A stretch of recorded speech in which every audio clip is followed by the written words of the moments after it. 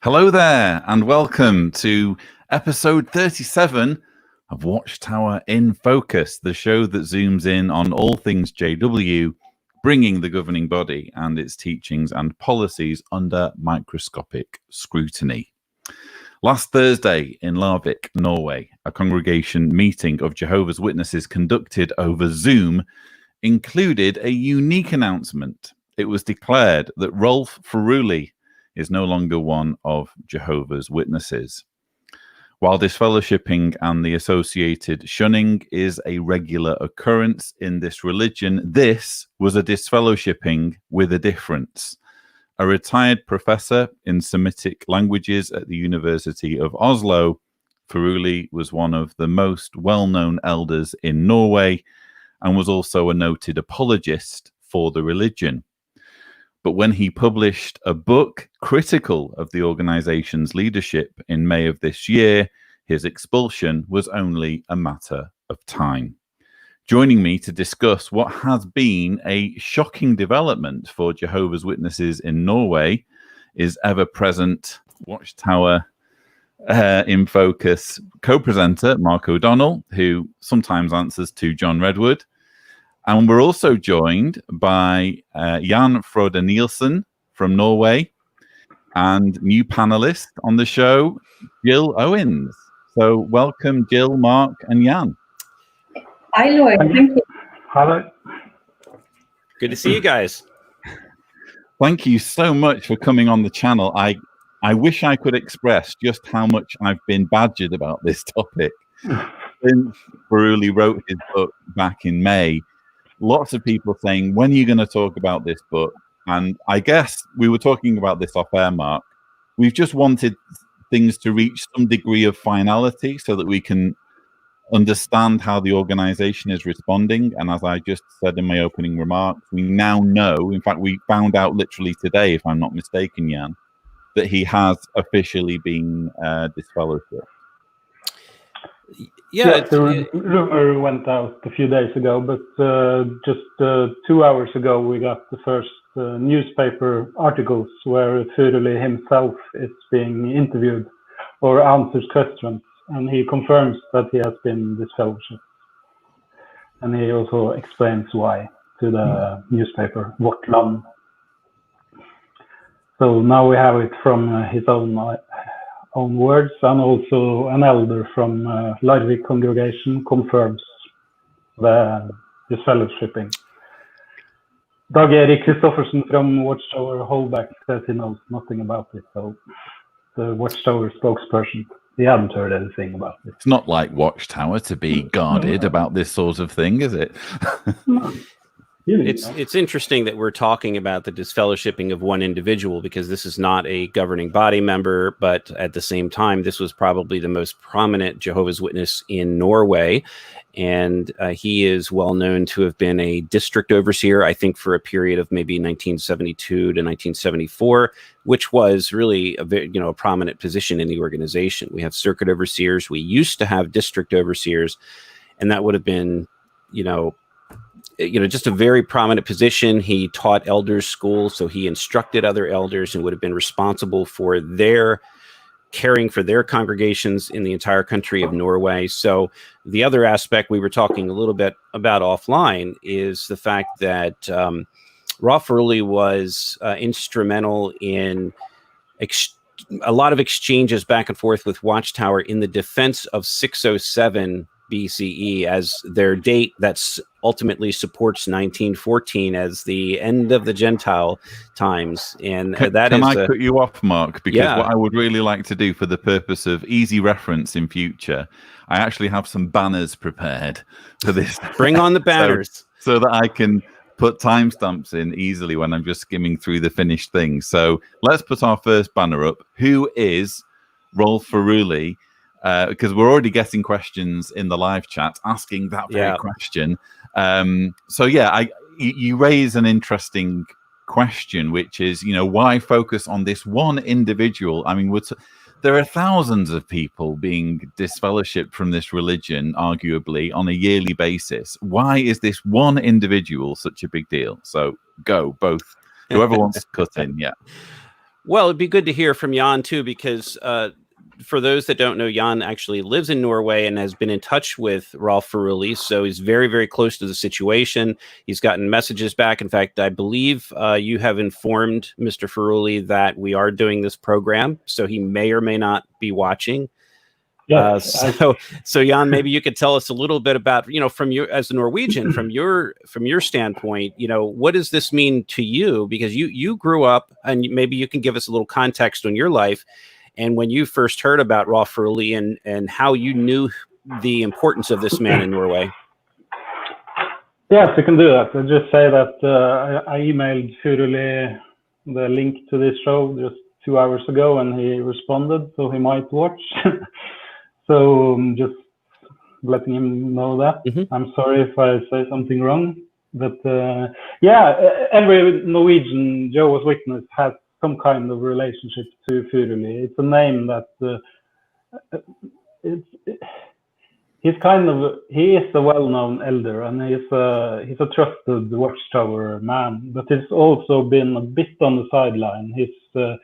He has defended higher education. He's a well-known scholar.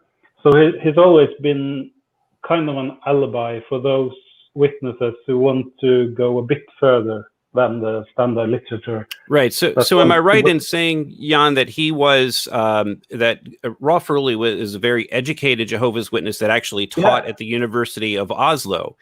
Yeah, so we have Tony Morris, right? We have Tony Morris saying education, at the higher the university, the greater the danger.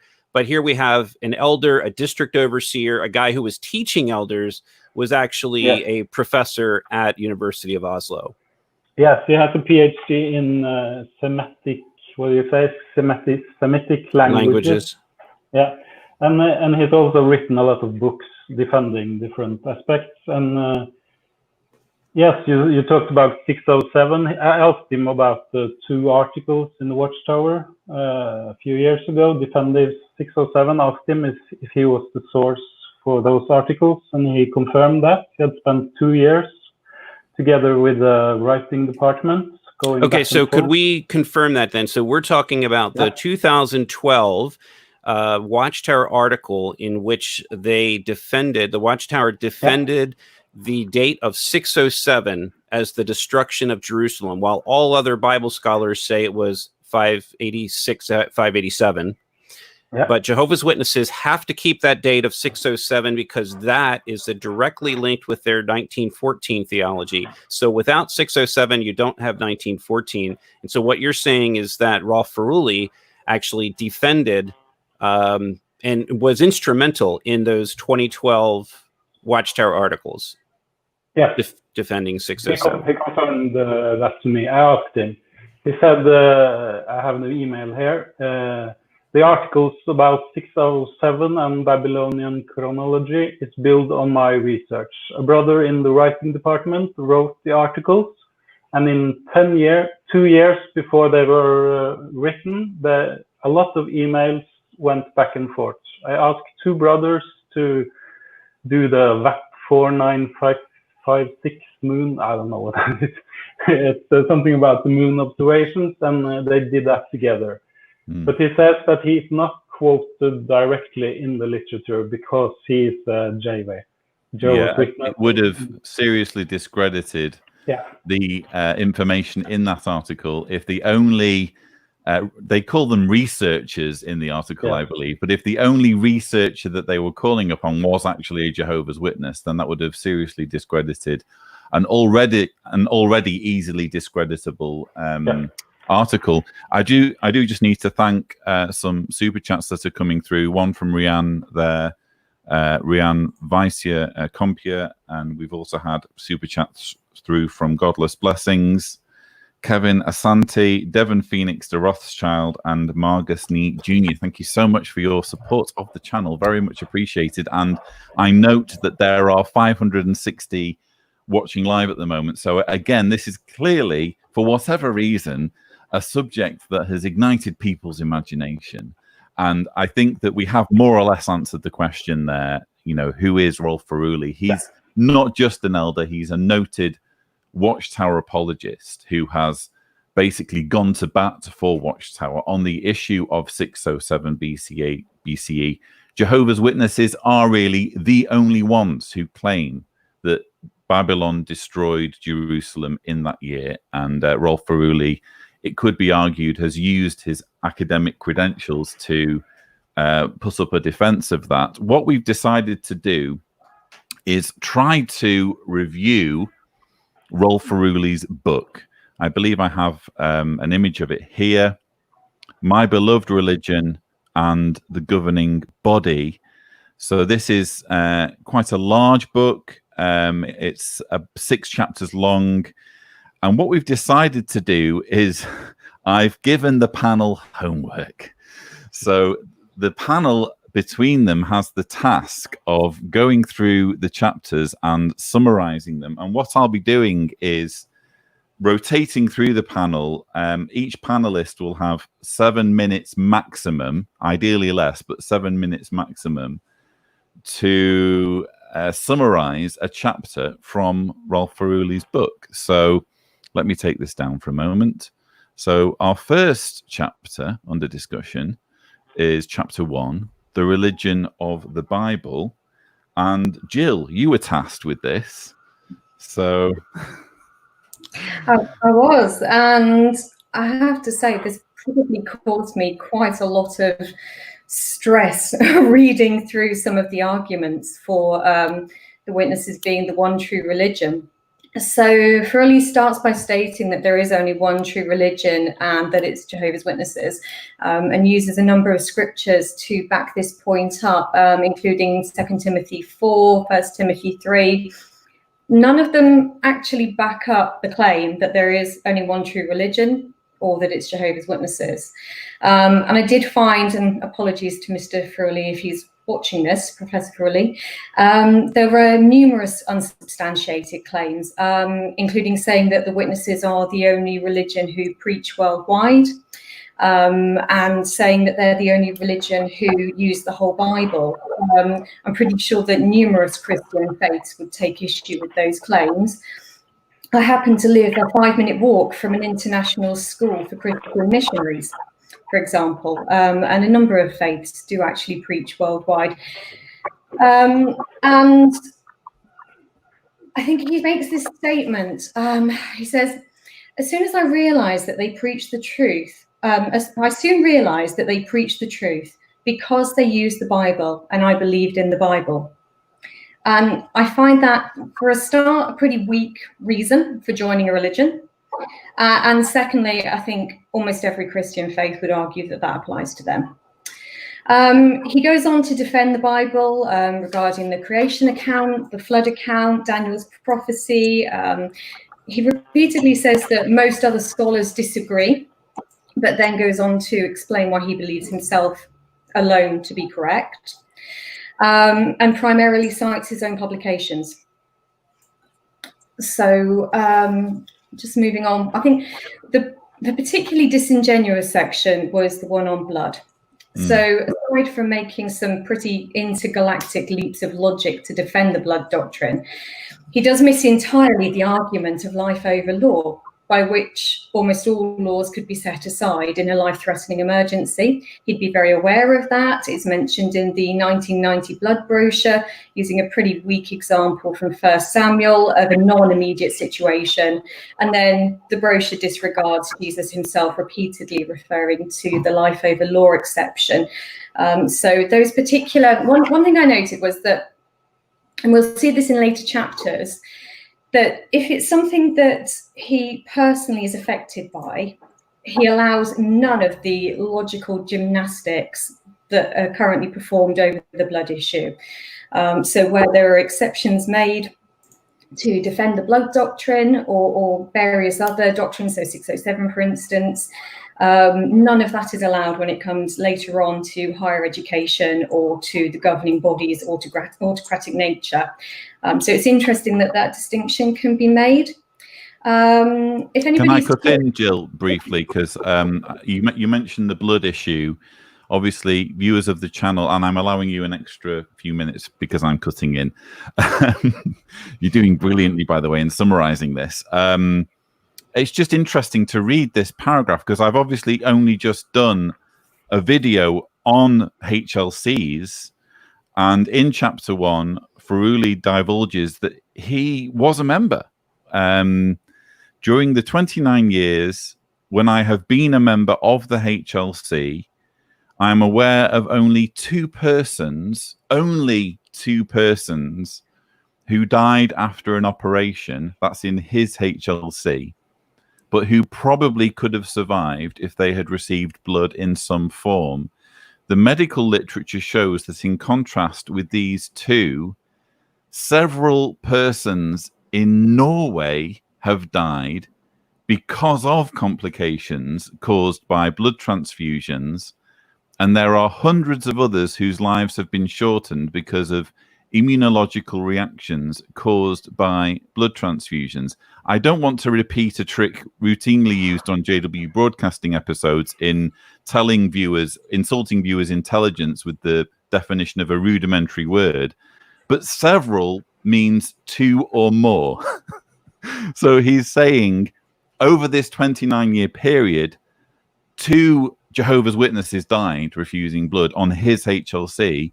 Meanwhile, two or more in the whole of Norway. So think about the population of Jehovah's Witnesses under his HLC. I don't know how many HLCs there are in Norway, but think of how many Jehovah's Witnesses he's been responsible for, and think of how many people in the whole of Norway have lived over that 29-year period, and only two died. So this seems to me to demonstrate a huge stretching of the facts, in a bending of the facts in his favor. And I get what you say, Jill. We're trying our very best to be kind to Mr. Furuli because we understand he's probably watching, and you know he's going through a journey, isn't he? Maybe he'll come to certain realizations in time. We certainly hope so. But this paragraph floored me when I read it. Yeah, and if anybody's curious, if you Google Furuli and blood, you'll come across a series of rapid response rebuttals in the British or Best Medical Journal, depends what you call the BMJ these days, between him and an Osamu Maramoto from around 2000 and 2001, where there is essentially a letter battle between Mr. Furuli and an expert in blood.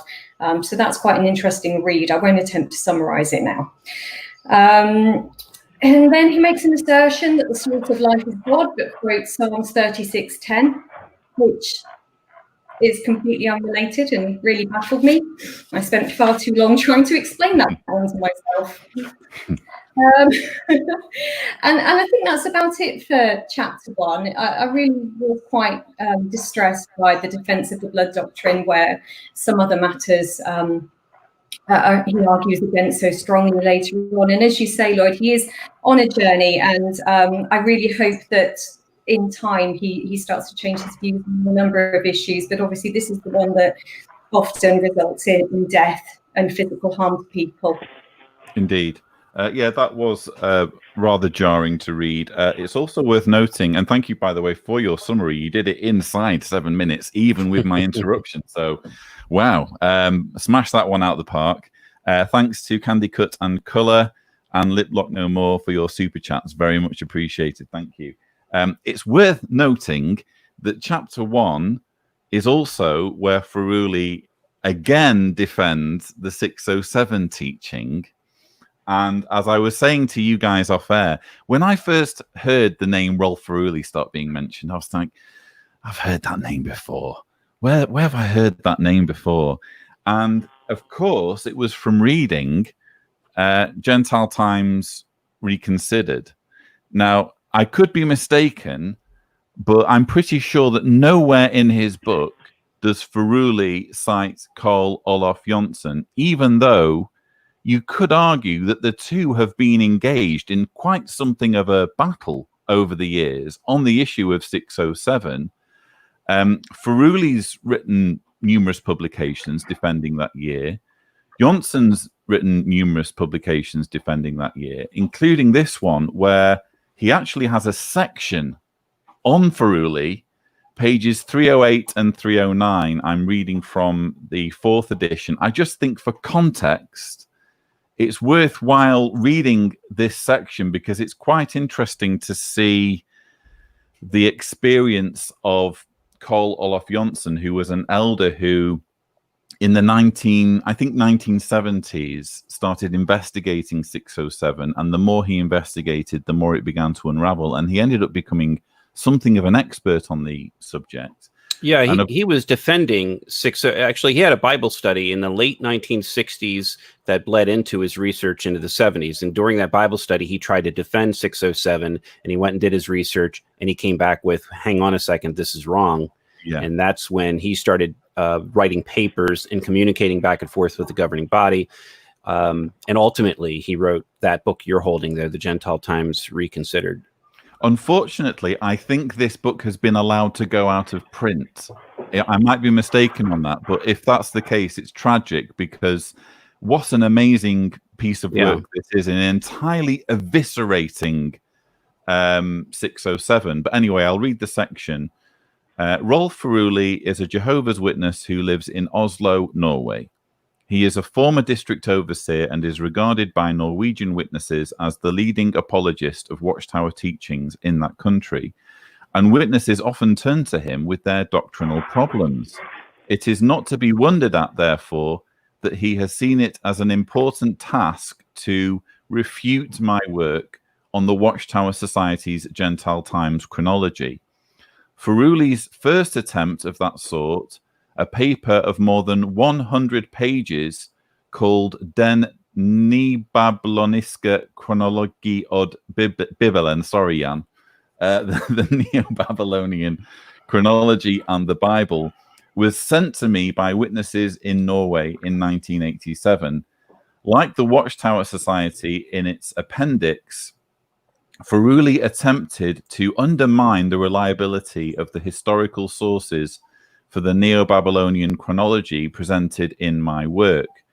To meet the wishes of the Norwegian witnesses who had contacted me in secret, I decided to write a reply to Furuli's paper.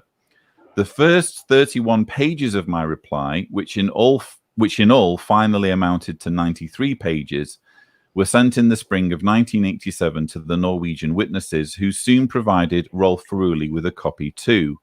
Furuli quickly realized that his discussion had been shown to be untenable, and if he continued to circulate his paper, my reply would be circulated too.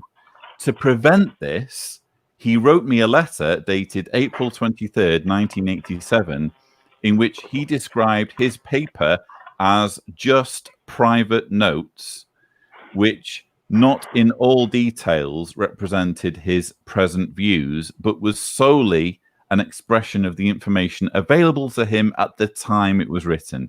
He asked me to destroy my copy of his paper and never quote from it again. 3 years later, Furuli had prepared a second paper aimed at overthrowing the evidence presented in my work. For some time, Furuli had been studying Hebrew at the University in Oslo, and in his new paper of 36 pages, dated February 1st, 1990, he tried to argue that my discussion of the 70 years for Babylon was in conflict with the original Hebrew text. It was evident, though, that Furuli's knowledge of Hebrew at that time was very imperfect. Having consulted with a number of leading Scandinavian Hebraists, I wrote a reply of 69 pages demonstrating in detail that his arguments throughout were based on a misunderstanding of the Hebrew language. As Furuli in his discussion had questioned the reliability of the Hebrew Masoretic text of the book of Jeremiah, my reply also included a defense of this text against the Greek Septuagint text of the book. In 2003, Furuli published a book of 250 pages on the Persian chronology, which is basically a defense of the erroneous Watchtower dating of the reign of Artaxerxes I. Also included is a section of 18 pages containing another linguistically untenable discussion of the biblical 70-year passages. So that's kind of in the main body text of the book, but there's also extensive notes in the appendix of this book debunking one of his papers on 607. There was also it was very kindly mentioned earlier that Furuli was responsible for the 2 articles in, I think, 2011, 2012, the Watchtower published defending 607. Carl Olof Jonsson actually wrote PDF responses to both of those articles, part 1 and part 2. They're available on JW Facts. So if you Google search JW Facts 607 Carl Jonsson, you're going to find them, but I'm going to put links in the description anyway. It would be really, really nice to get Carl Jonsson's input on all of this, but I understand from what I've heard, he's not really in a position to do interviews. But I thought it was important, panel, to just include all that as a bit of context. It seems as though, at least in his JW years, he wasn't above resorting to fairly shady tactics when it came to his arguments with other people.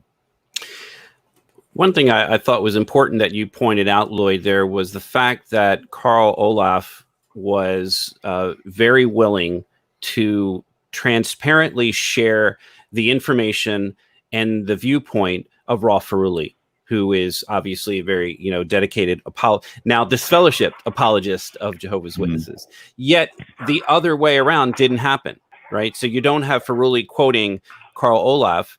And this is the same thing that we see in Watchtower teachings, is that you don't have that transparency. You don't have Watchtower producing an article that says, well, on the opposite side of this is the viewpoint of Carl Olaf Jonsson, who stated this, but here's why we believe.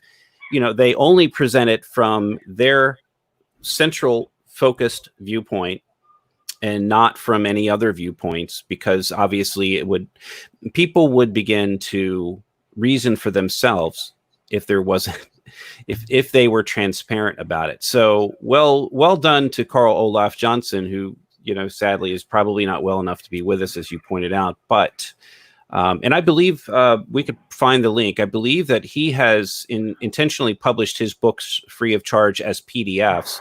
Right. And there's easy to find.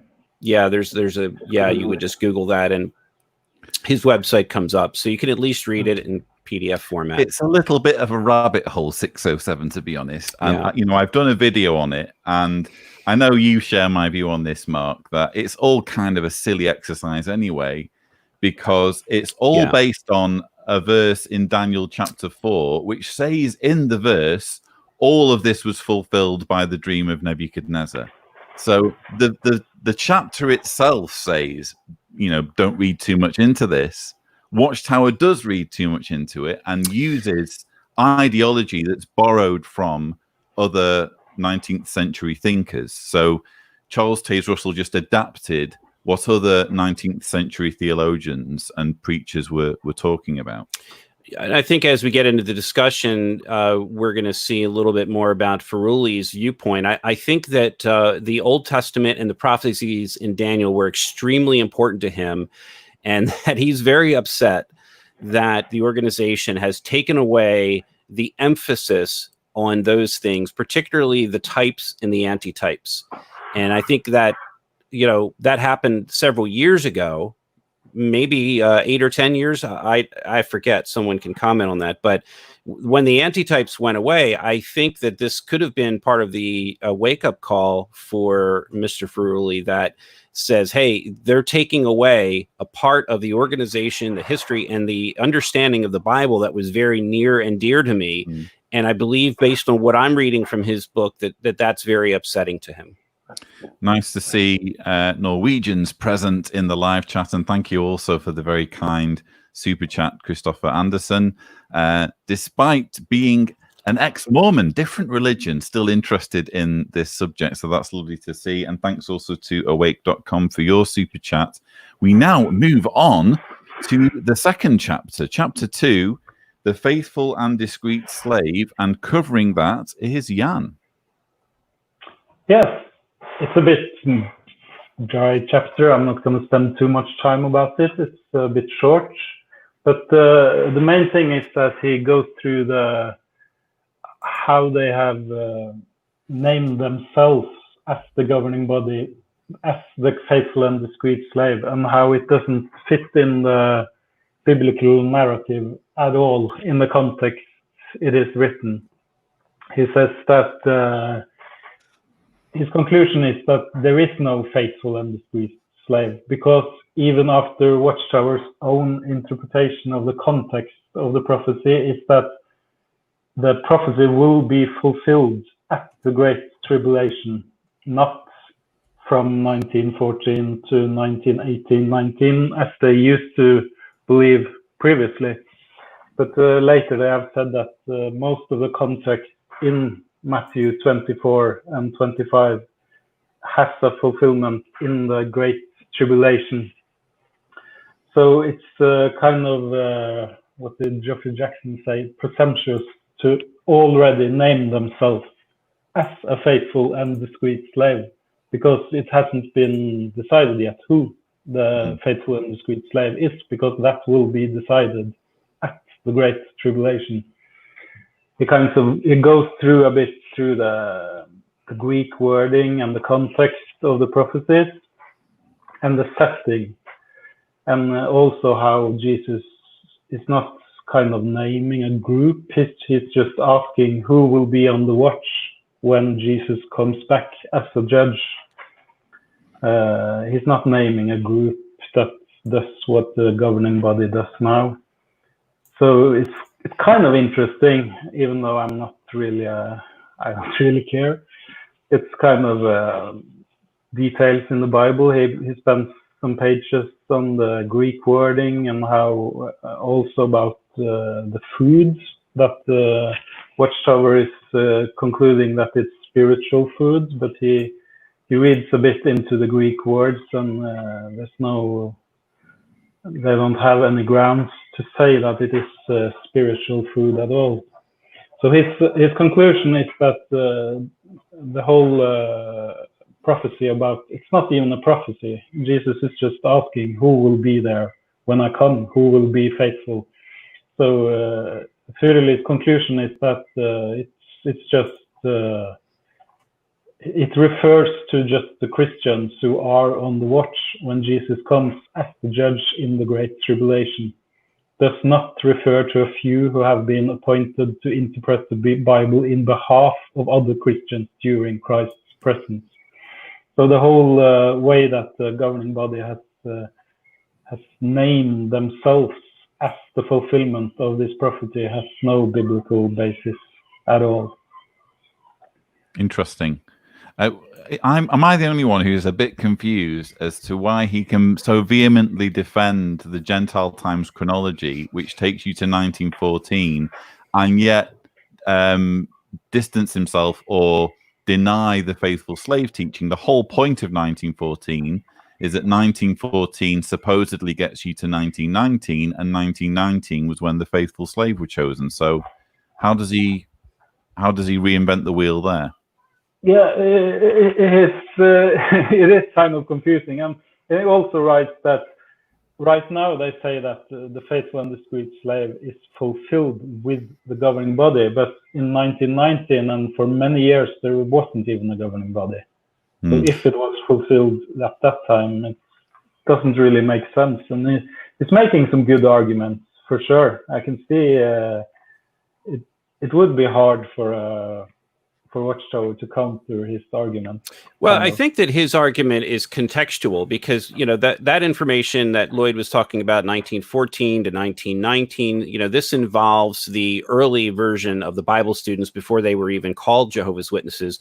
And I think what really Furuli is trying to say here is that things changed in 1971 and 1972, and that's where the governing body went amok. So there was this new elder arrangement in 71. Then in 1972, there was the announcement of the governing body. So that is where he believes the organization strayed by giving all this power to these men, which grew to, I think, about 17 up until the point where you had a breakdown in the governing body. Ray Franz left around 1980.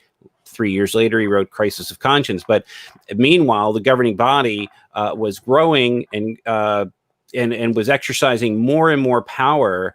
So I think that he, I don't know if he views this as sort of a second apostasy in itself from the organization. I think he feels like the Christians should be more ad hoc, and that there should be individual some leverage within the congregation, so that they should not be so tightly controlled by the governing body. But it's his belief that 1972 was really the turning point when they made that decision to create this body of men that would ultimately make all the decisions in the organization. I love the fact that we have seagulls. The sound of seagulls somewhere. Is that Yeah. you? Yeah. Yeah, mine. Wonderful. I have an open window. I feel like I'm basking in the radiance of the fjords. It's brilliant. So thank you to Cliff Lawley and Ivan Ramos for your super chats. Very, very much appreciated. Some of you might know I'm having a hard time with YouTube at the moment, so this is all very helpful towards my work. But we must press on in our kind of whistle-stop review of Rolf Furuli's book. We're now on chapter 3, The Governing Body. And Mark, you're up. Yeah, I'll try to keep this as briefly as possible so you guys can chime in, because I don't want to spend 7 minutes on this. But I think it goes to the core of Mr. Furuli's belief that the governing body, like I said, went all wrong in 1972. So here is what we've heard other people say. Now, this is the beginning of his chapter on the governing body. He has a little review on page 87, and he says, the term governing body is not found in the Bible. And the very term is questionable, because some Christians should not be governing other Christians. The King Jesus Christ is the one who is governing the congregations. So this really forms the foundation of his personal belief that things went wrong in 1972, that the organization has grown more and more authoritarian. The power is centralized within the governing body, and the governing body finally made this decision to wipe out some of the things that were very near and dear to him, including the types and antitypes. So for those that aren't familiar with that, you have lots of things in the Bible that Fred Franz, as the oracle of the organization, and other writers for the Watchtower Society, they back in the 40s, 50s, 60s, you had lots of books that talked about the types, T-Y-P-E-S. The types mean that, for example, the Jonadab class. Okay, you had these Jonadabs that joined themselves to the Israelites, and they were called the Jonadab class. And so the organization went into lengthy explanations of how the Jonadabs pictured the other sheep, or they were the non-Israelites. So in a sense, they pictured the non-spirit anointed Christians, meaning, since 1935. The witnesses believed that, there was this other sheep class, because, you have the heavenly class. They believe in the 144,000, and that there was a small remnant of the 144,000 on the earth, but that number was growing smaller and smaller, and that the rest of Jehovah's Witnesses were really of this other sheep class. So lots of books were produced, like the book You May Survive Armageddon Into God's New World. That was later rewritten in the 80s as the Survival into a New Earth book. And again, that was a book all about types and antitypes. It's about how these particular scriptures in the Old Testament, or this situation, whether it's Esther or Jezebel or any of these things, they all pictured the anointed remnant, or they pictured modern day Jerusalem, or there were hundreds and hundreds of them. And in one fell swoop in the last decade, Watchtower, the governing body, just wiped all of that out. And I think that was very, very upsetting to Mr. Furuli, who I think he is very nostalgic about these belief patterns. And he felt that they were just changing far too much, that they were just throwing out all of this good research. In fact, if you read his book, he goes into great length to describe how wonderful these articles from the 40s, 50s, and 60s were in the Awake and the Watchtower magazine, how they went into an in-depth discussion of the Bible, how they explain things that other religions weren't explaining, and now that's all gone. So, getting back to this, the the term governing body not found in the Bible. That is the core belief of Mr. Furuli. That's what he's trying to say. So, I'm not going to read too much of this chapter here. He says there was no governing body in the first century, characteristics of the governing body in the 20th and 21st centuries. So he does a comparison. He basically says that Russell called the shots, until his death, and Rutherford called the shots, made the decisions up until 1942 when he died. And then Knorr took over and called the shots. But he's basically saying that the individual congregations had a little bit more control over what they did prior to 1971 with this new elder arrangement. So, I think what he's saying there is that 71 arrangement kind of led into the 1972 governing body arrangement, and that's when everything went wrong. So I'm not sure if there's much else to say about chapter 3. He's got a lot of charts and tables and things. He talks about the apostles quite a bit. And I think his point there is that the apostles were directly appointed by Jesus, according to scripture, and that there were elders, but there wasn't a governing body. But, and he's kind of got a little point there. On that we can agree, because the governing body isn't in the Bible, and it's just a total construct. In fact, it's a business term that just came to start being used in the organization around the 1940s. And someone had the bright idea, I think Fred Franz had the bright idea of using it to describe an apostle-like arrangement. Well, thank you for that. Thank you for that summary, Mark. If you don't mind, we will move swiftly on to our next chapter, because you did such a great job on that. We'll move on to chapter 4, the extreme view on higher education. I was fascinated to hear your view on this, Jill, because if I'm not mistaken, I think you're the most educated one of us on the panel. I'd be very surprised. I'm about to finish my BSc honours. Right. Well, there you go. So, I don't think that describes any other panelists. So, yeah. Okay. Well, this goes back to what I was saying earlier about the blood issue and 607. When he wants to defend the point, he will employ any number of mental gymnastics to do so. But when it comes to education, which I imagine touches a nerve personally, he fights the corner impeccably for education. So points out frequently that Watchtower manipulate the view of higher education, that the elders and the governing body have no place micromanaging individuals' education status. He draws attention to changes in views with articles where 1 minute there's a fairly balanced perspective and then the next minute there's another clamp down, which I'd be interested to hear Furuli's understanding of the direction from God and Jesus on these articles, because they do rather contradict themselves, so they can't both be right. Points out that elders can be reviewed and deleted if their child or wife goes to university. He's rightly critical of governing body talk, suggesting that people drop out of university with hyperbolic examples of the harm brought by education and the university environment.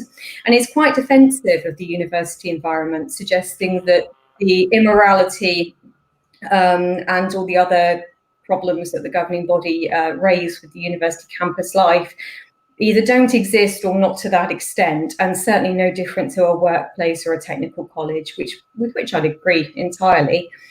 There's a quote in there that I quite liked, which was, one should plan like Armageddon is in 50 years and live like it's tomorrow. Now, the reason I quite like that is because that would help existing witnesses to have pensions, to get mortgages, to get higher education, and to look after themselves in such a way that they are still going to be here in 50 years.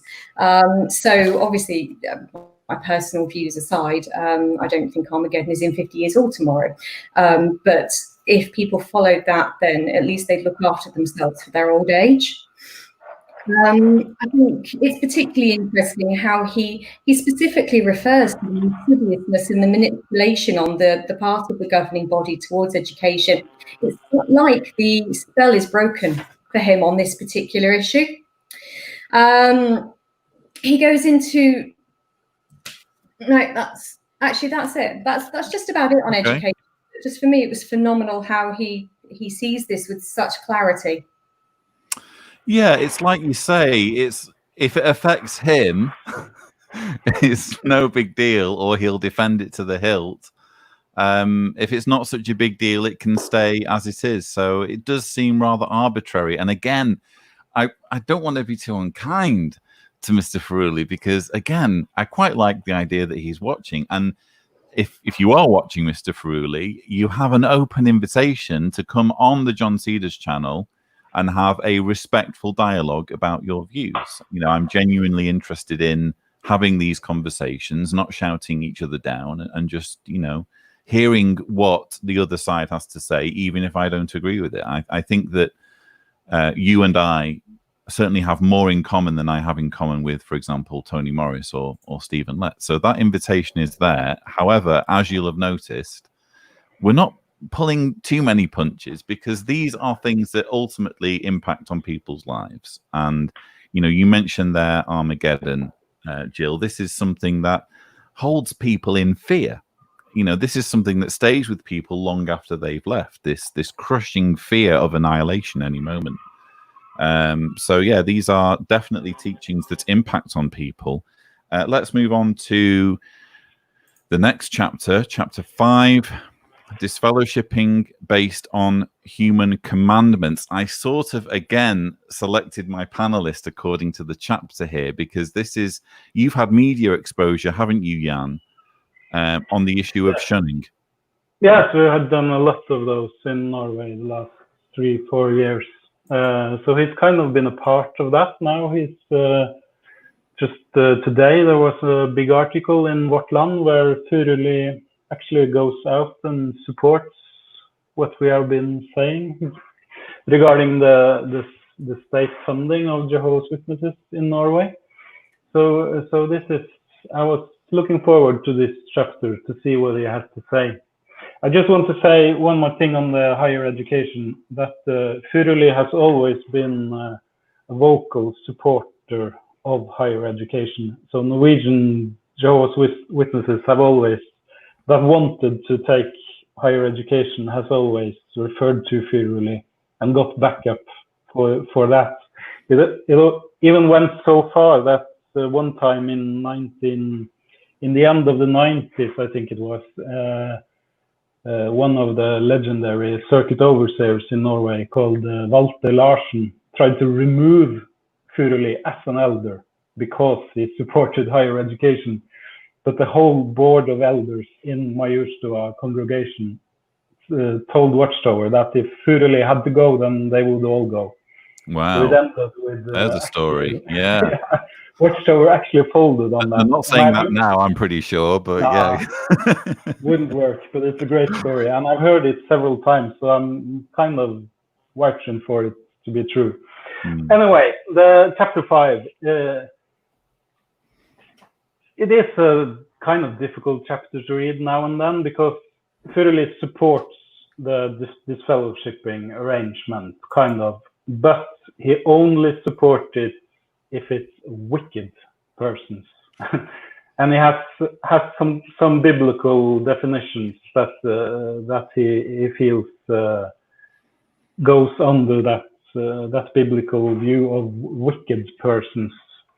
But at the same time, he is clear that the Shepherd, the Flock of God 2019 book in particular, who count 39 different actions that you can be disfellowshipped, he writes about a lot of them and how they are totally, they are lacking a clear scriptural instruction. They don't have any, even in the Shepherd book, they don't refer to the Bible on lots of them.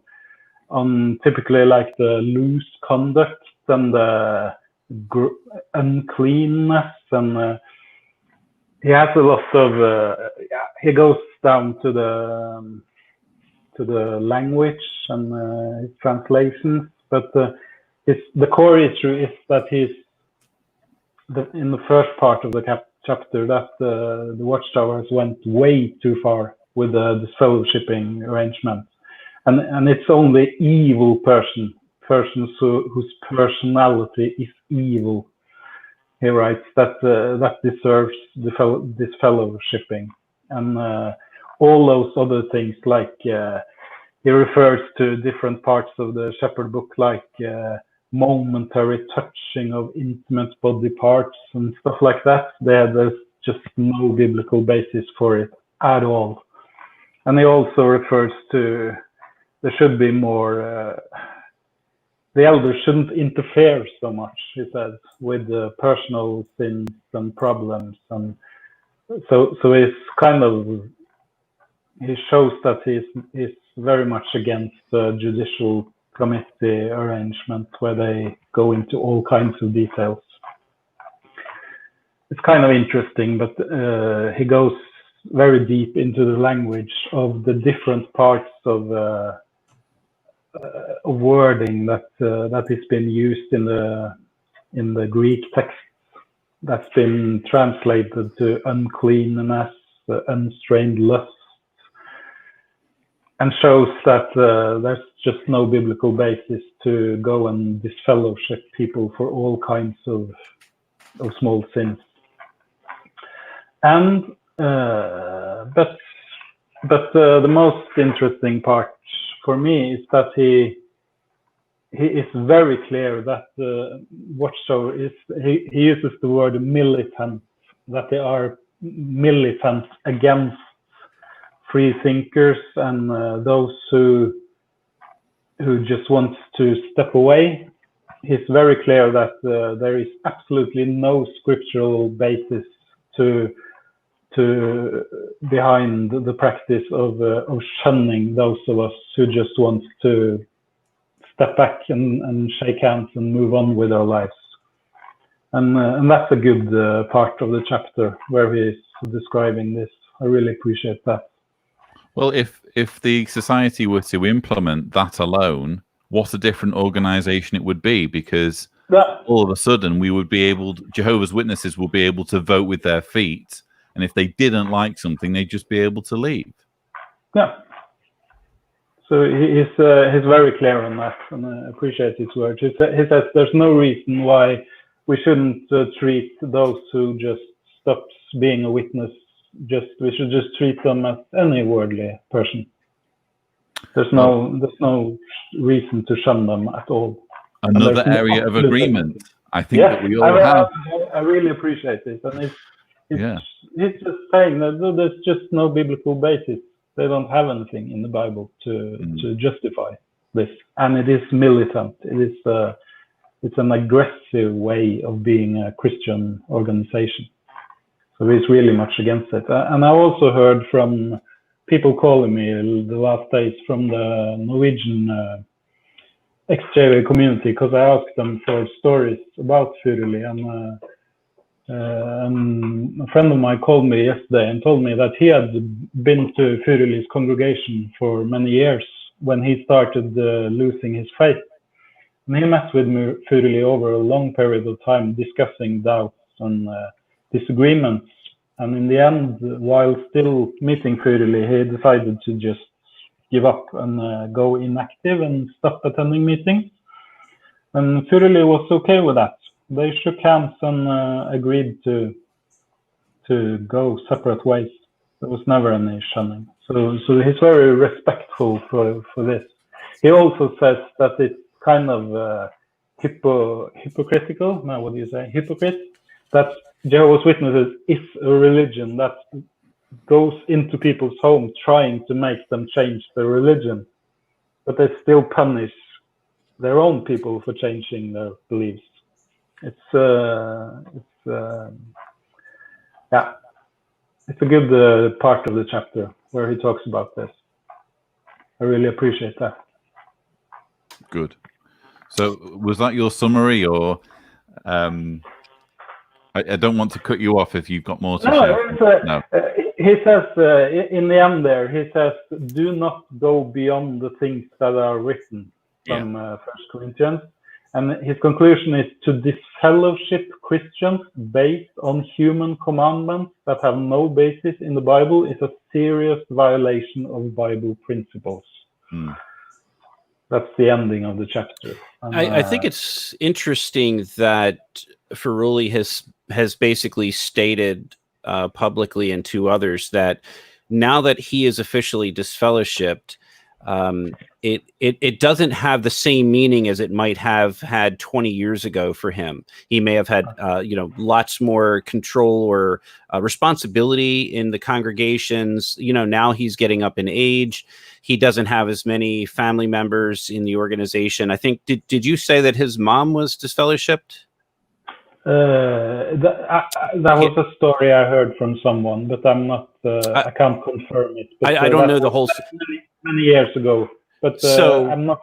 I just heard one person relate to that. I can't. I can't be absolutely sure that. Right. So we won't mention that any further. But I think the reality is that at this point he just doesn't care. In the sense that.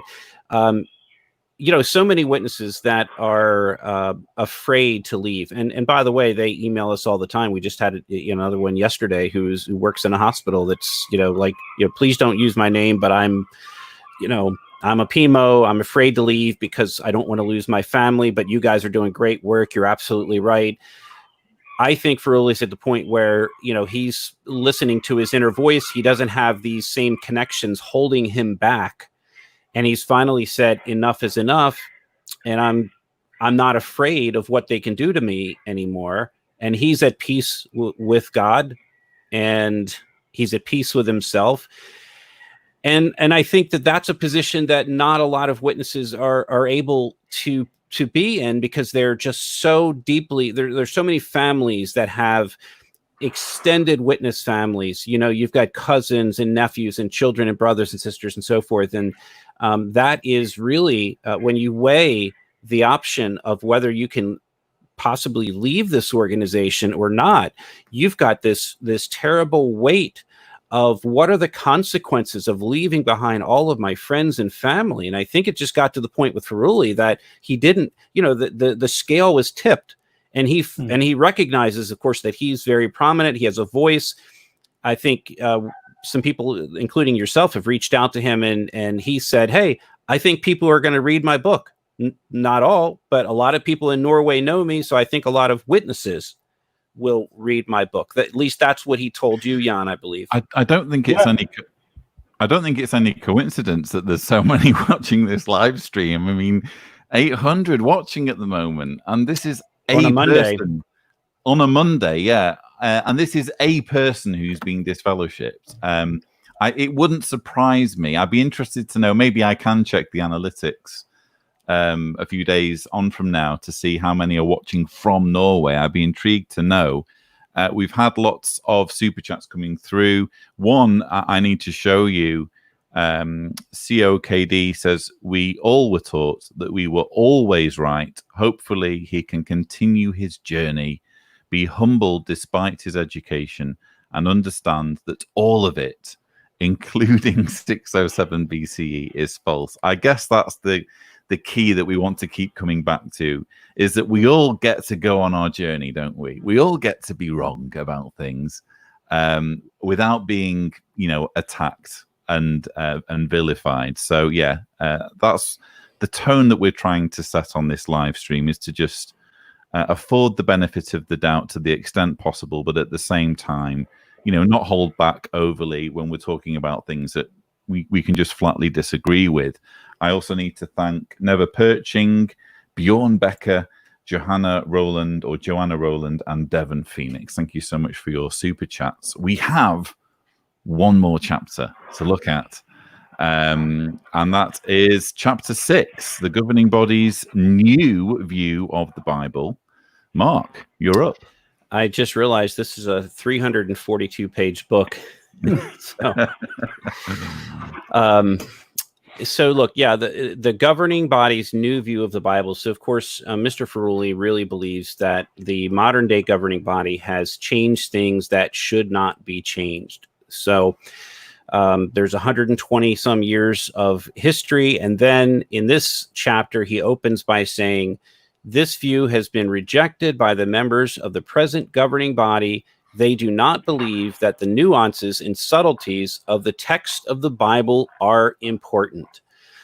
So this goes back to what I was referencing earlier, is the fact that Mr. Furuli really identifies with these types and antitypes and some of the other biblical explanations of Scripture that were part of the 1940s, 50s, 60s in Watchtower literature. You know, going back to here, you know, you've got these articles. I mean, the cover of the Watchtower, you have Ezekiel's chariot.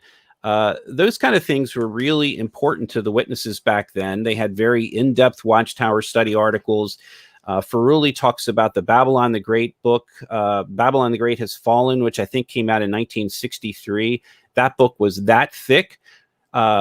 Witnesses, by and large, hated it, except for the biblical scholar witnesses, the nerds, the geeks. And I was one of them. I was, you know, you had that book that was I thought very interesting, but it was full of history. And then you had Then Is Finished, The Mystery of God. Those two books covered the entire book of Revelation. And if you were somebody that was brought up from a child, like I was as a witness, you know, in the late 60s, early 70s, these things, you believed them because it's all you knew. And you said, wow, they've got this incredible explanation of the book of Revelation, and look at how it's advanced and how we are, you know, Jehovah's true organization in the last days. And all of these things in Revelation meant something. They apply to us as an organization. They don't apply to other organizations. Or all these things, for example, apply to the United Nations or the governments of the world, and the struggle between, you know, the North and the South. And we've talked about that. And so all of a sudden, we have the governing body comes along in the last decade or so, and they start one by one just kind of wiping out some of these teachings. And what I find interesting is that they're wiping out teachings that they don't have to wipe out.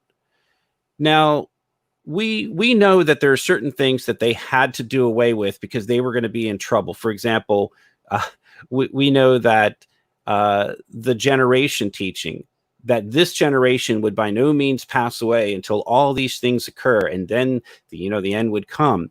So that was a teaching that said that those people who saw the events of 1914, those people would still be alive when Armageddon came. So as we get closer and closer to, these people are getting to be 70, 80, 90 years of age, the Watchtower organization said, oh, hang on a minute, we've got a problem here. We've got to change our interpretation of Scripture to match the reality is that life goes on and these people are dying. And now we don't have hardly anyone, right, that was alive in 1914. So they had to throw that out the window and change it completely. And I think this is really what Furuli is getting to. We do not, the throwing out of these types and antitypes and prophecies, that was not a necessity. The thing with 1914 and what I just mentioned, that had to be changed because people were dying. But these other things didn't have to change. They could leave those types and antitypes alone. So the question is, why did the society do that, especially in the last 10 to 12 years? Why did they just suddenly say that this is not important anymore? I think things were getting too complex and they were getting rid of the old literature. And they were probably getting a lot of questions about, well, why don't you rewrite and, give us a new updated version of the survival book or, some of the other books that were about prophecy, like the Revelation book. So meanwhile, the organization is expanding in other countries and they've got to print things very simply in foreign languages that a lot of these concepts were just absolutely foreign to people in non-English speaking languages, countries, including people in the deaf community. I've talked to witnesses in the deaf community, and they say that it is completely, they have no comprehension of what these things in Revelation are all about. The monsters and the beasts and the 7 heads and the 10 horns. It means absolutely nothing to a person in the deaf community, because it's not reality. It's a foreign concept, and it doesn't translate.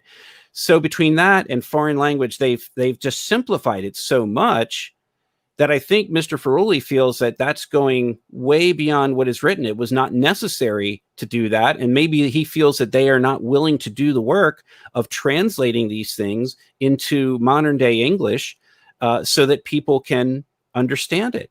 And really, the truth is that all these old oracles like Fred Franz are gone. And the rest of the writing committee, the Gene Smalleys and the others that were writing some of these things, they're very much up in age or dying off. And so you have this new breed, like the David Splain of the governing body. He's the only one that is willing to get up there with a pointer and try to explain, try to explain the generation's teaching. So I think, and I've only gone into one page of this last chapter, but so he says on page 218 there, he says, applying the new view means, for example, that the detailed drama described in the Song of Solomon has no particular meaning. So that's one example. He feels that they're throwing out the importance of the Song of Solomon, so that they're basically just devaluing it and saying that there's no prophetic value in this book. He says here, based on the old view that all the details in the text of the Bible are important, witnesses were encouraged to do an interactive Bible study.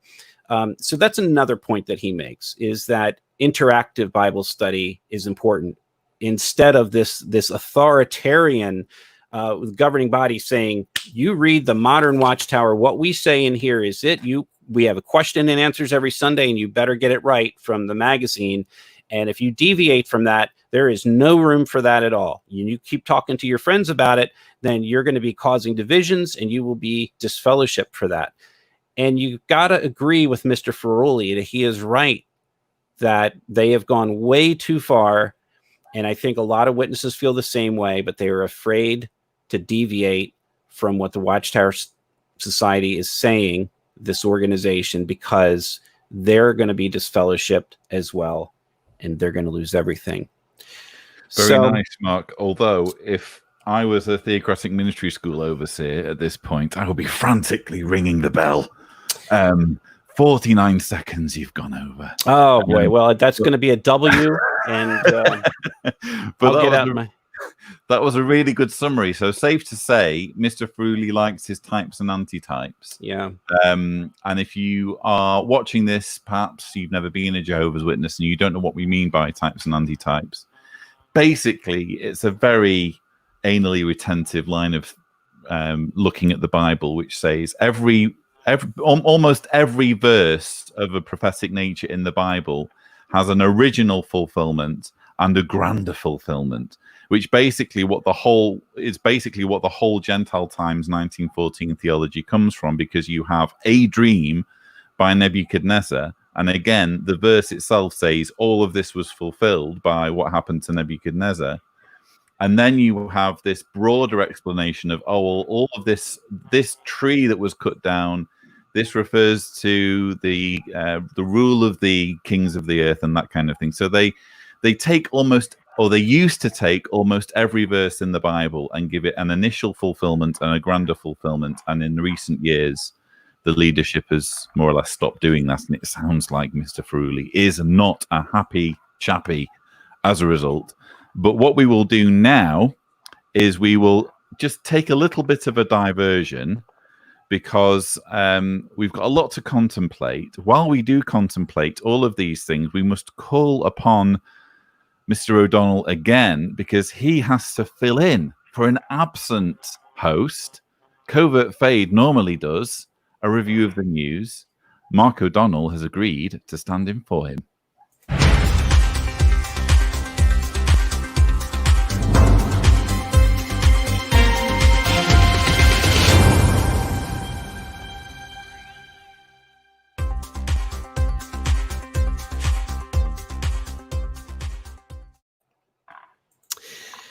Thanks, Lloyd. This just in from the Australian media, the redress scheme evasion. Let's talk about that. Yeah. Yeah, thanks, Lloyd. Sorry that Covert Fade can't be with us this time, because he certainly is a superior version of a newsreader. But I'll do the best I can. And I'd like you guys to comment on some of these things, because this is something that we're all talking about right now. So most of us know that in 2015, of course, there was an Australian Royal Commission into institutional child abuse, responses to child abuse. In other words, what do institutions do as a response to when they get allegations of child sexual abuse?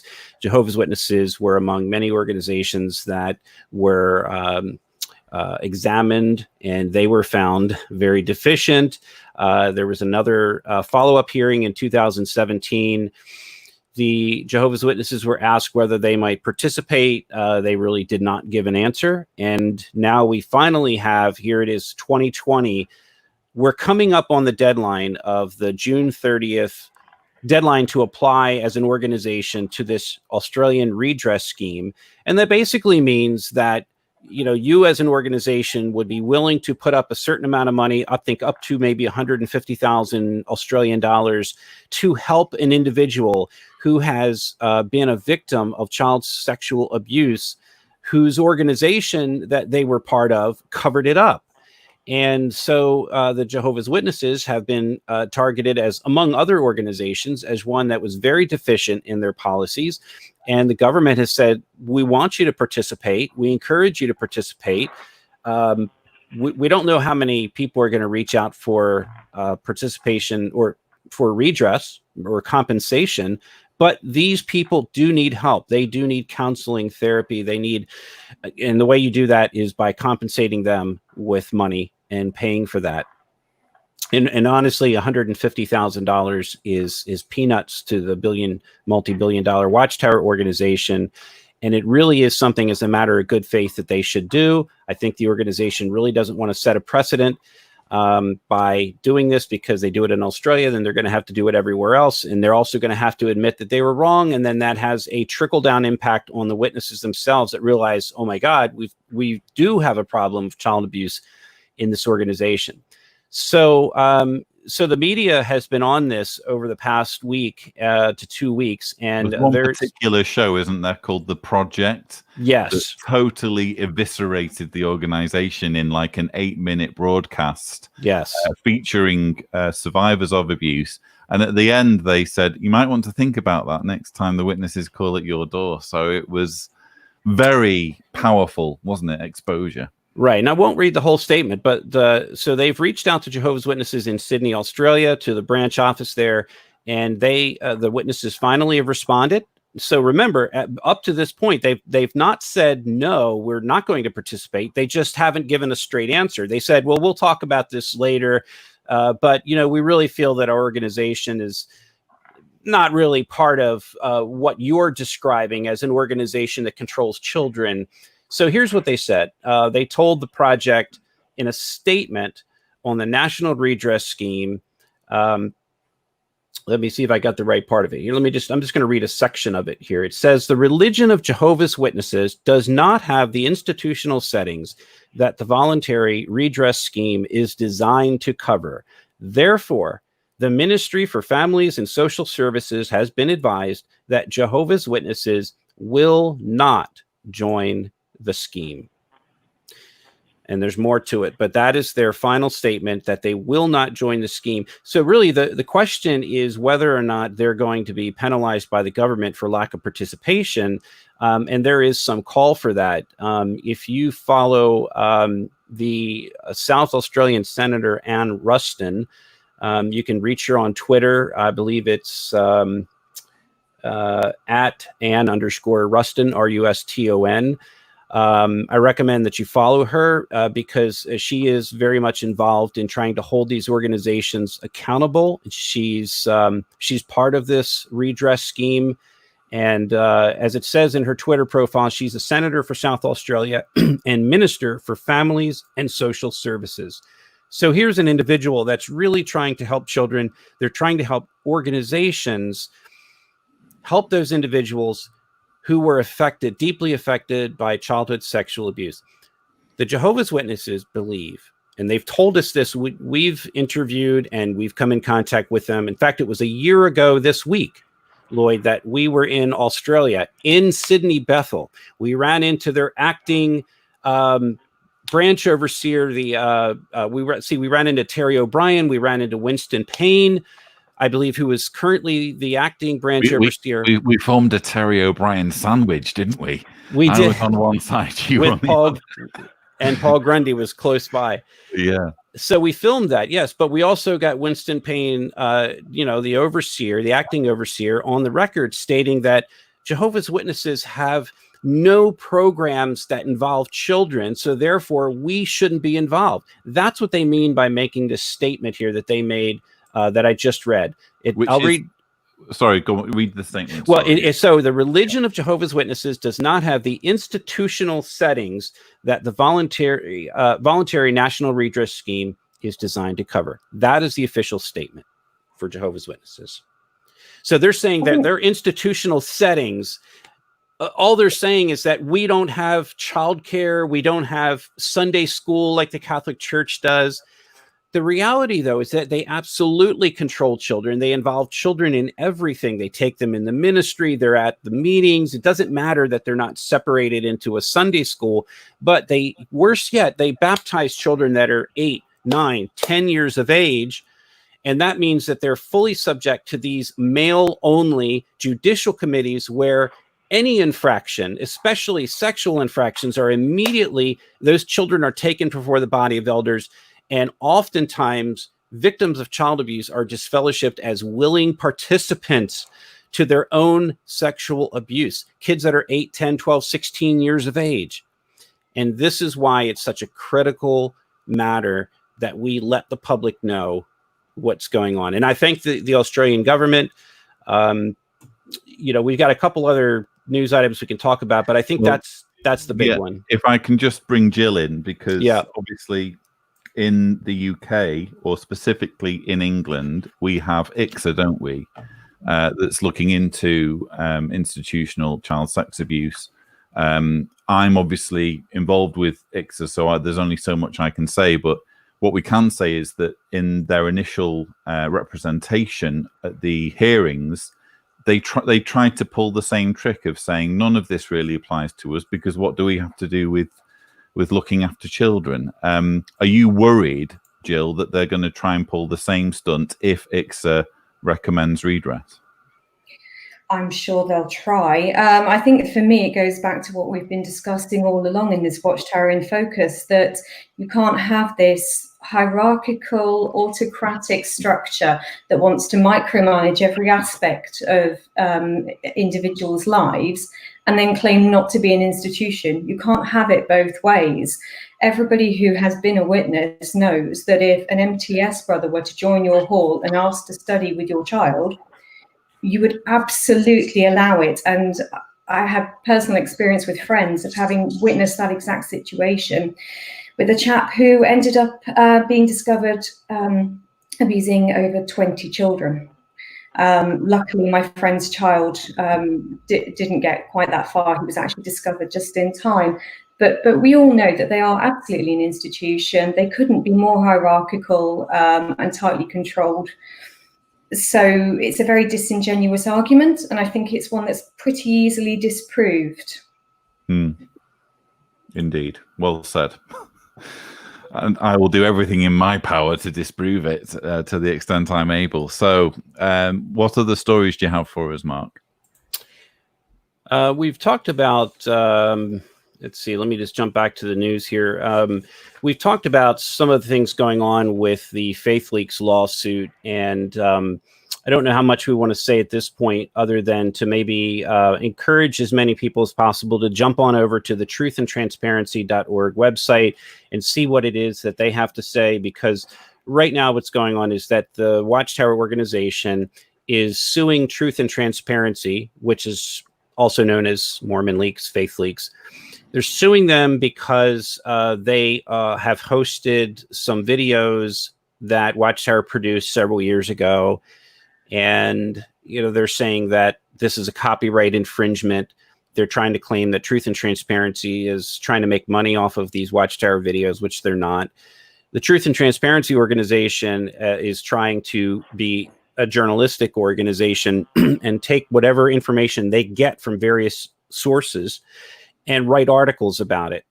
And that's what transparency is all about. So they're in the middle of doing a little fundraising for their legal defense, because it's quite expensive to do that. So truthandtransparency.org. I don't know if you want to mention anything more about That's a really good point, actually, because, one of the main resources, one of the main online resources for those who are doing research into the organization's systematic cover-up of child sex abuse, not to mention their policies in other areas and their teachings that don't make any sense. If you're looking to see what the publications themselves say, including publications like this, the Shepherd the Flock of God book, the one-stop shop is avoidjw.org. And avoidjw.org files are hosted by faithleaks.org, which is part of the Truth and Transparency Foundation. And so what Watchtower is doing is suing the Truth and Transparency Foundation because they don't like this stuff being available. So I would recommend all of my viewers to support the Truth and Transparency Foundation in any way you can. This really is a bully situation where the organization has found something where they think they have a foothold legally to go after the guys at Truth and Transparency Foundation, and they're trying to shut it down. We all know it's nothing to do with copyright. It's nothing to do with, oh no, how are we going to make money on these videos? It's all about silencing criticism and shutting down avoidjw.org. So if you can possibly help out those guys, I will be putting links in the description. And a shout out to the person who originally started Avoid JW, Jason Wynn. He's been on our program before. He's friends with the Truth and Transparency guys. He does a lot of tweeting about what those guys are up to. So please follow Jason, and he'll keep the public updated. In the live chat, in fact. Hey, Jason. Yeah, for sure. And like you said, this is not about what they're claiming. Look, transparency is really important. The organization has its belief in the Bible. The Bible is, an open book, right? There's no secret hidden chapters to the Bible. So why should all this organizational stuff be secret and hidden? Why can't they be transparent? Things suddenly disappear. They no longer have videos online. So you want to go back in time and see them. Well, you go to the Truth and Transparency to see what this video that had gotten deleted. It's part of history. It's, and we at JW Survey, we rely on a lot of these resources because we want facts. We want to be able to open up these documents, whether it's the 2010 Elders Manual, the new one, or I've got a great bunch of these going back to 1945. These are the original Elders Manuals here. Don't you dare challenge me to who's got the most comprehensive collection. I'm ready to go on that. I really am. Well, that needs to be maybe a video all by itself, and we can go into that. But look, was there a final story? Was there some update on Montana?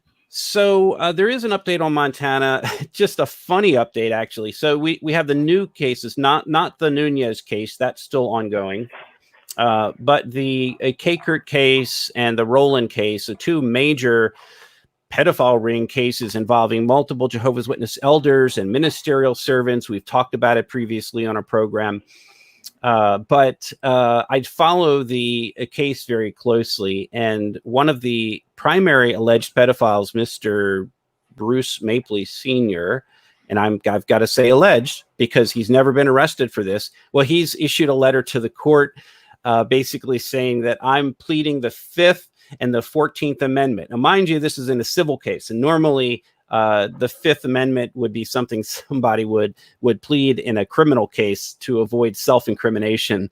But now he's, acting as his own counsel. He claims he can't afford a lawyer. He's 80 years old. Who knew this was something you could do in a civil case? Just like a get out of jail card that no one's thought of. And he's thought of it. But they have, and it is right. So if you look that up, there are people who do that. It's legal suicide. I mean, basically, if the case ends up that, you know, Watchtower and Mr. Mapley, who is also a co-defendant with Watchtower, are found guilty not only of sexual abuse but the cover-up of sexual abuse of multiple victims, then by his claiming the fifth, you know, he has no right then to testify in court because he is claiming the Fifth and the 14th Amendment. So he's basically waiving all of his rights. So whatever judgment is entered in that case, you know, it could be a multi-million-dollar judgment against him and against Watchtower. You know, for as long as he lives, that judgment is against him, and he can't do a thing about it because he has said, I'm not saying a word. I've never been arrested in any of this. Look, I got to say, there's people out there that need justice, that need to be heard. These victims of abuse, so many, including many of the kids I grew up with, their abuser went into their 90s and then died, and nothing was ever done. Same thing with Catholic priests and others. You know, many of them got away with it, died, and never were held accountable. And here's an 80-year-old man that finally is among the other accused persons that are being held accountable. You know, what are you going to say? You've got to let the due process happen with our court system and allow these survivors of abuse their say in court, whether it's criminal or civil or both. You've got to let justice prevail. The final thing that I want to mention is coronavirus. The Watchtower organization is treating it like it's a national emergency, or what they have disaster relief committees. So the majority of the communication coming from Watchtower is through their disaster relief committees. And so they're issuing a letter every week or two, not just the normal monthly letters from CCJW, the Christian congregation, but they're issuing all of these regional, they have, I think, 6 major regions that are considered disaster relief letters. You'll see a lot of them, I think, want to avoid JW. But what's interesting is that they've recently said, hey, we've got this new medical program where if you as maybe you're an elderly Jehovah's Witness and you can't get a hold of your primary healthcare provider, then you can go.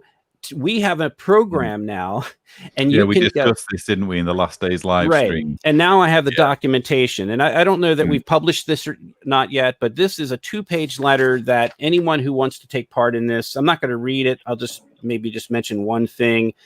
This is a agreement that a witness has to sign to obtain consent to participate in emergency medical consultation with a healthcare provider, including but not limited to a physician, physician assistant, specialist assistant, nurse practitioner, registered professional nurse, or licensed practical nurses.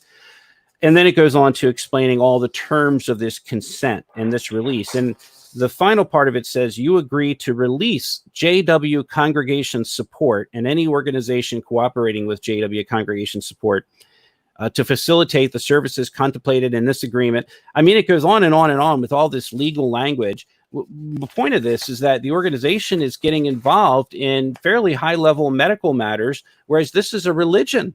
And I think Mr. Furuli would have something to say about that, because Jill would as well, because Jill works in healthcare. Yes. So, Jill, I know you haven't had a chance to look at this document, but what are your thoughts on the organization extending emergency health consultation to witnesses in America? I think it's absolutely terrifying. I was aware of it. I haven't read the document. I just would like to know why. I want to know what the end game is for it. It's really frightening, given how they behave already with the blood issue, preventing family from getting close. All I can say is that COVID, as terrible as it has been, is a blessing in some ways with regard to medical care, because a lot of hospitals aren't allowing the HLC anywhere near people. So a blessing in disguise, but it's very frightening. Yeah, indeed. So I guess that wraps up our news section. We've already had people saying, when are you going to talk about Rolf Furuli, latecomers? We want to know when we're going to get back to discussing said individual who has been disfellowshipped for writing a book that we have reviewed in a whistle-stop tour. So I guess this is the point in the show where we do our panel summary. Jan's been quiet for a while, so let's bring in Jan. Jan, you have been in personal contact with Rolf, including in the hours leading up to this show. You have a feel, I guess, for how his disfellowshipping is going to be received in Norway as a Norwegian. So what are your overall thoughts on his book and on the way the organization is treating him? It's been an exciting last 2 weeks, 3 weeks, because there's a lot of input coming, and together with the rest of the Norwegian community that I know a lot of them, and we are discussing both in groups and directly different stories about him, reactions. I hear people hear from their family, people who are not completely shunned, hear from their parents that they have heard about it. Yesterday I heard someone told me that his mother cheered really much for Furuli, even she's a devout Jehovah's Witness. So it is interesting to see, and I'm curious how long this will last, if this will just die out in a few weeks, or if this story will keep going. It's kind of up to us to try to keep it going too, try to reach out to media and spread the word a bit. But it's been interesting, and my interaction with Furuli has been, it is a challenge. He is a firm believer. It's difficult to try to reach out with my arguments, because he's so focused on what he believes in, which is his right, of course. He can believe whatever he wants for me. It's his right, but I am surprised how convinced he is about stuff like the floods, that he can be a scholar, a scientist, and still take everything about the flood totally seriously without any doubts. So it is challenging to interact with him, but it's been interesting, and I really appreciate his respectful tone to me, even though I'm sure he's Googled my name and found some articles with me. I really sent him a reference my articles too, so I know he's read them, but he doesn't mind that I'm an upstate. So it has been interesting, and yeah, let's see how it goes. I hope it doesn't just drown and gets forgotten. Again, one of the reasons why we've taken so long to do this, and again, I was kind of bombarded a little bit with people saying, when are you going to do a video on Rolf Furuli? And it was a case of wanting to wait until we had some kind of reaction from the organization, which we're now seeing. I don't really want to keep revisiting this story, although I would be interested, number one, in interviewing Rolf Furuli if he's interested. Again, that offer is on the table. I'm not expecting him to say yes, but the offer is on the table. And I'm also considering doing a video on his arguments for Jehovah's Witnesses being God's one true organization. He gives 3 lines of argumentation, which basically fall back. Interestingly, as someone who is an apologist for 607, which should be the reason. I mean, we were talking before about how 607 supposedly takes you to 1914, and 1914 supposedly takes you to 1919, and 1919 is when the organization was chosen. As far as I'm concerned, that should be the reason why it's God's one true organization, because it was chosen, because this is the year when it was chosen. And from this point forward, the organization was God's organization. But what you find when you speak to Jehovah's Witnesses is they resort to this nauseating box-ticking exercise. And that's exactly what Rolf Furuli does. Even though he's a professor emeritus, even though he's got his PhD, he goes through this easily dismantled reasoning. So I probably will do a video just on that. But apart from that, I'm not planning on revisiting this subject too much, although, you know, we will keep an eye on it. Jill, what were your thoughts, you know, reviewing this story? I just wanted to go back to a couple of gems that I found in earlier chapters. So in chapter 3, he mentions that the governing body should change their name. He refers to the presiding overseer being changed to coordinator of the body of elders, because no one brother should be above another. And he suggests that the governing body should change their name to the coordinating group.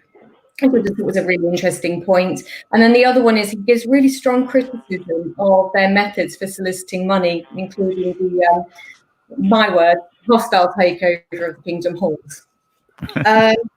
And in chapter 2, I'm sorry, Mr. Furuli, but it did make me laugh that he suggests that apostates behave somewhat like the evil slave, the wicked slave. And it did make me giggle to be on the same side of the fence now. Overall, though, I have to say I'm in full support, because although we would disagree on huge numbers of points, if the governing body and the organisation weren't so autocratic, if they didn't use shunning as a method of torture and lives weren't ruined by the micromanagement, people would be free to interpret the Bible or not the Bible, however they wish. And that would be the scenario I'd like to see. I don't mind what people believe as long as they're not imposing it dangerously on others. So, Mr. Furuli, thank you for the book, and I wish you all the very best with your journey. Well said. I think, as far as I'm concerned, I've heard one or two people saying, "Oh, is this the next Ray Franz?" Hopefully. If you've been watching this from the beginning, and there's currently, again, over 800 people watching, it should be clear that Furuli is no Ray Franz. Yes, he is a very prominent elder. He is a very prominent Watchtower apologist. I don't personally think there will be another Ray Franz, because Ray Franz was Ray Franz, not just because of the fact that he was such a brilliant thinker and such a kind and considerate and thoughtful man in his writing, but also his position. He was at the very top of the organization. Furuli, quite frankly, wasn't. And also Furuli is being ejected from the organization, still clinging on to beliefs and ideas that Ray Franz was absolutely not in agreement with. Although, as you say, Jill, even though we've been, you know, fairly blunt in our objections, we've still been able, as a panel, to find areas of agreement with Mr. Furuli. So I don't know what your thoughts are, Mark. Well, I hope that Mr. Furuli gets a chance to see our point of view of what he has written. I actually do have a lot of respect for Mr. Furuli for taking a stand. Not a lot of witnesses can take a stand and come out of the organization and speak publicly about it and know full well that they're going to fall on their sword. And that is exactly what Mr. Furuli did. He fell on his sword. He still believes that Jehovah's Witnesses are the organization that God was using, at least up until the governing body went very, very wrong.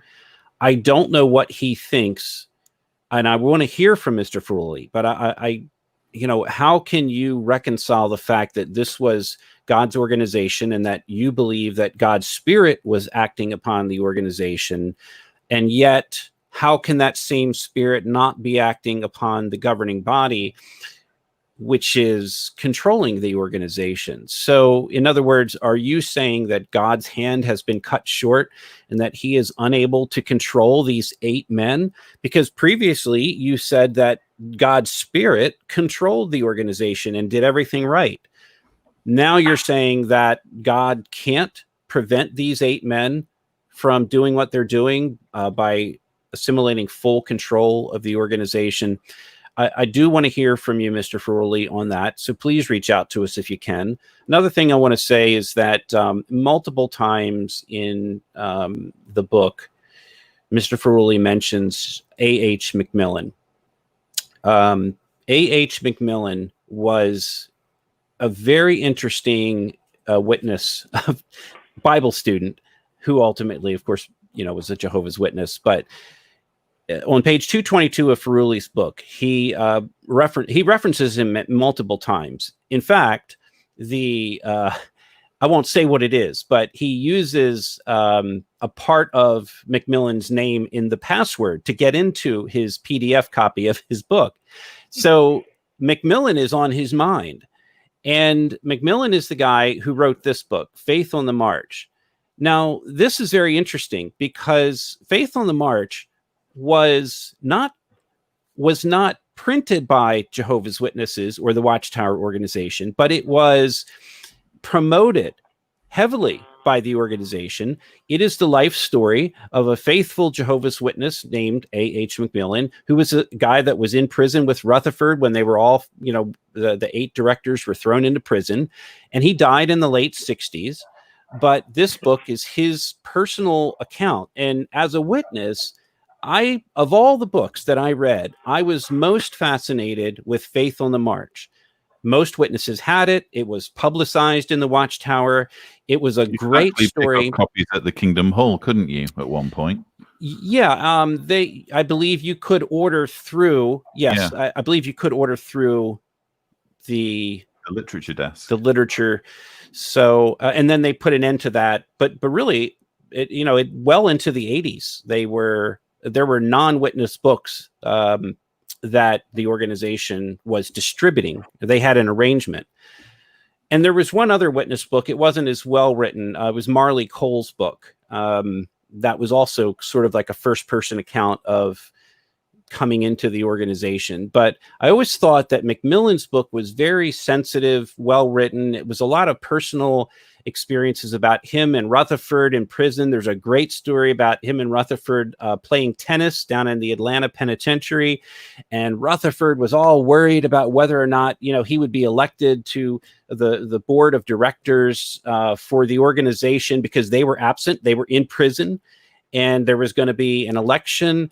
And Macmillan told him, look, you got to stop worrying. If it's Jehovah's will, then you'll be elected and everything's going to work out. And he put Rutherford's mind at ease. And you could tell that Macmillan was a very different kind of man. He was very well respected. He was a good writer. And his account, I always thought as a witness, was one of the more interesting books ever to have been written by a witness, but that was not actually published by the Watchtower. It was refreshing. And I enjoyed reading it several times. I even had it in electronic format. So if you go back to Mr. Furuli, he believes very strongly that Macmillan had it right. I think on page 222 here, he quotes from Faith on the March. He says that Macmillan had been a part of the organization since 1899, and he presented his memoirs in 1958 in this book. And he talks about interactive teaching and learning that started after World War II. And then he goes on to actually quote Macmillan. So this is, I think, what Mr. Furuli is trying to say is that there should be this interactive teaching rather than this autocratic rule by these 8 men of the governing body. And I think he wants to return to the days of A.H. Macmillan and Faith on the March. And I think a lot of that has to do with his personal experiences, his age. And he's finally said, hey, the types and antitypes are gone. They don't believe in what Macmillan said. And Ray Franz is the oracle of the organization. All of his work had to do with those types and antitypes. They've thrown all that out. Who are these 8 guys of the governing body? And they're collecting money and they're saying, they're taking control of kingdom halls everywhere. And they're not letting local elders have individual decisions on even things like how to decorate the kingdom halls. They're taking control of all of that. And it's very upsetting to Mr. Furuli. I agree with him completely. I don't share his Christian viewpoint, as I'm neutral now to all of that. But I do agree he's got some very, very good points. Love to have a chat with him. Thanks for writing the book. The door is open, Mr. Furuli, and we'd love to hear from you. One thing that we have learned from Mr. Furuli's book and the aftermath is that the organization is an organization that tolerates absolutely no criticism. Because if you think about it, it would have been in the organization's interests to keep Furuli, as problematic as his book is. It would have been in their interests to show that they have at least some flexibility in allowing for differences of opinion. But this is a very top-down, autocratic, authoritarian group. No dissent is allowed. So the moment that book was published, I think we've acknowledged even Furuli will have realized this was his sentence, basically, to be disfellowshipped. So in their treatment of Rolf Furuli, the organization is only proving what we've been saying all along, which is that this is an organization that will not allow people to think for themselves and will not allow any deviation from the governing body's teachings and policies. But thank you so much to my amazing panel. Your observations have been very, very helpful indeed. And I'm sure all 800 plus, now 850 plus watching have found your insights very useful. Thank you. Thank you. Thanks, Lloyd. Thanks, everybody, for watching. Feel free to reach out to us, support@jwsurvey.org. Lloyd's going to put some links to various things, including, I think, maybe Carl Olaf's book. We should have a link to that and some other things to go back and review that. And is it worth mentioning that I believe people are going to ask, how can you obtain Mr. Furuli's book? So, Lloyd, do you want to comment on that? Yeah, I'll put links. Okay. I'll make sure there are links below. Thank you also to Jill for your excellent debut on Watchtower in Focus. Thanks, everybody. So viewers, I hope you have found our conversation interesting. Don't forget to subscribe to the John Cedars channel for more such conversations, but that's all we have for you. Thank you so much for watching. Say to the world I'd die if we were falling apart.